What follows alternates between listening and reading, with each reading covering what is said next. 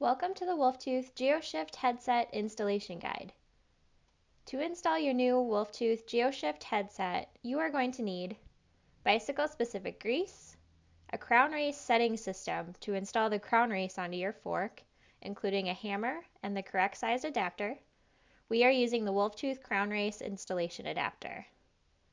A bearing cup press to install the headset cups into your frame, a 5mm hex wrench for tightening your stem cap, and a torque wrench to tighten the bolts on your stem. For our stem, we are using a 4mm hex torque wrench. We would like to point out a few things about the parts included with the GeoShift headset.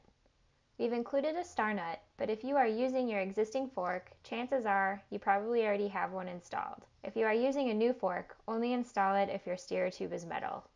If the steerer is carbon, you will need to use a compression plug. The upper and lower headset cups have markings to help you figure out which way to install them after you decide if you want the slacker -1 degree position or the steeper +1 degree position. Whichever you decide, the desired degree change should be facing forward when you install the cups. Now, onto the installation. First, we are going to install the crown race onto the fork. If you already have one installed, you must first remove it. Apply grease around the base of the steerer tube. Slide the crown race onto the steerer tube with the words facing downward. Then, you slide the crown race setting tool with the adapter fitted on the bottom over the top of the crown race. Hold the bottom of the fork crown with one hand and use the hammer to knock the crown race into place. You'll know it's properly set if, upon inspection, the crown race is flush with the top of the fork crown. You can go ahead and set the fork aside while we prep for the headset cup installation.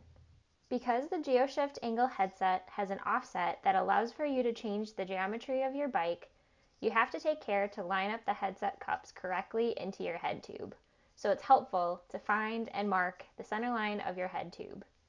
We have found that tying a string to your seat tube or seat post and pulling it over the center of your top tube and over the front of your head tube that you can pretty accurately find that center line. Before installing your upper and lower headset cups, make sure to apply a light coating of grease to both of the cups and to the inside of your head tube. Make sure that you're lining up the markings of the cups with the center line marks that you've made on your head tube.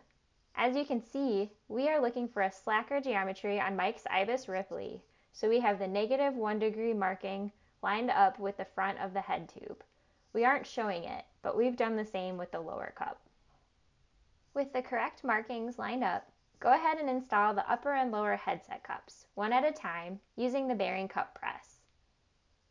Even with the offset of the cups, as long as you keep the tool centered and pay attention to the progress of the install, the cups should level up nicely. Check to make sure that the cups are flush with the head tube and the markings line up before moving on. The process is nearly identical for the 2 degree, with the addition of the included drifts for use during installation. Because of the increased offset and angle of the 2 degree cups, we ship these headsets with drifts to keep the headset press centered and square with the head tube during the install. Start by placing the top cup onto the frame with either the plus or the minus pointing forward, followed by the plastic drift. Be sure you have the correct orientation by aligning the plus or the minus on the cup with the plus or the minus on the drift. Insert the headset press, double check the cup is aligned with the mark on the head tube, and press the cup into the frame.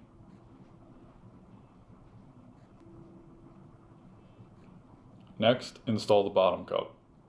Remember to use both drifts when installing the second cup, and keep the cup aligned with the center mark just like before. Here we are showing again what the orientation of the drift should look like in order to keep the headset press parallel with the head tube.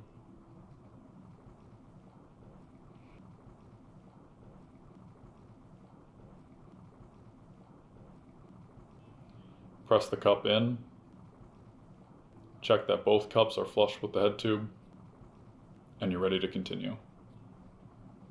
Apply grease to the inside of the freshly installed headset cups and to the top of the crown race on the fork. Grease your top cap and set it close by. Find the correct orientation of the lower bearing and slide it over the steer tube of your fork. The side with the chamfer, or sloping edge on the outside of the lower bearing, should be facing up. Install your fork and slide the upper bearings with the chamfer facing down over the steer tube. Then slide on the split ring, top cap, headset spacers, and stem. Top it off with any additional spacers you may need and your stem cap.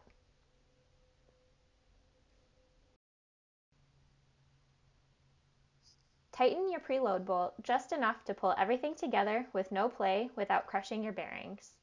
Straighten your stem and tighten your stem bolts to the manufacturer's torque spec.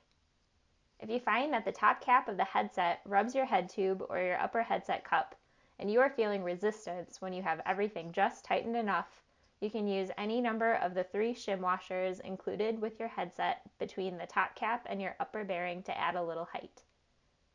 Lastly, wipe away any excess grease and use isopropyl alcohol to clean off your centerline markings, and you should be ready to ride.